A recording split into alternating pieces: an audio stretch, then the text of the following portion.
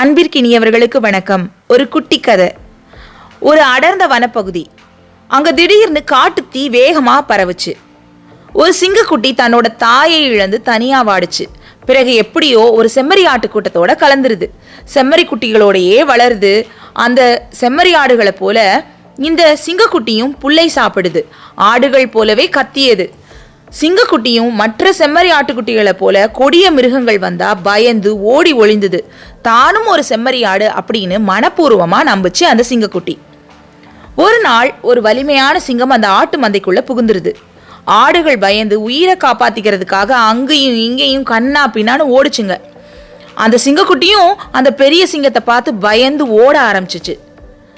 சிங்கம் அந்த சிங்கக்குட்டியை கவனிச்சுது. சிங்கக்குட்டியே என்ன பார்த்து பயந்து ஓடுது அப்படின்னு நினைச்சிட்டு வேகமா பாய்ந்து அந்த சிங்கக்குட்டிய சிங்கம் பிடித்தது. சிங்கக்குட்டி பயத்துல நடுங்குச்சு. அப்ப அந்த பெரிய சிங்கம் சிங்கக்குட்டியோட கண்களை பார்த்து சொன்னுச்சு, நீ ஒரு செம்மறி ஆடு இல்ல, நீ ஒரு சிங்கம்.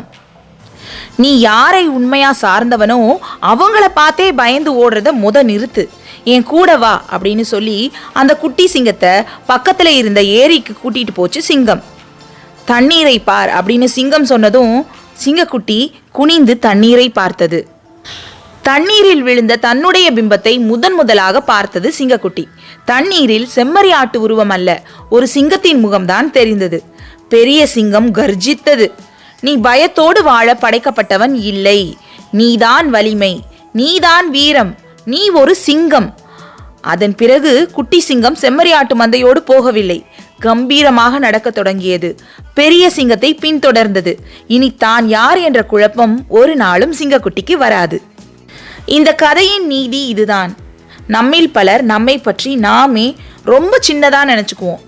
நாம் யாருடன் சேர்ந்து வாழ்கிறோம் என்பதுதான் அந்த எண்ணத்தை நிர்ணயிக்கிறது. பல நேரங்களில் உண்மையில் நாம் எண்ணுவதை விட வலிமையானவர்களாக தான் நாம் இருப்போம். நாம் யார் என்பதை நாம் தான் கண்டறிய வேண்டும். ஒருவேளை நாம் வாழும் சூழல் பயத்தையோ சந்தேகத்தையோ இல்லை சோர்வையோ தொடர்ந்து கற்றுக் கொடுத்து கொண்டே இருக்கலாம். ஆனால் பயமோ சந்தேகமோ சோர்வோ உங்களுடைய வரையறை இல்லவே இல்லை. அது நீங்கள் இல்லை. உண்மையில் நம் வலிமை, ஆற்றல், ஆர்வம் போன்றவை நம்முள் தான் இருக்கும்.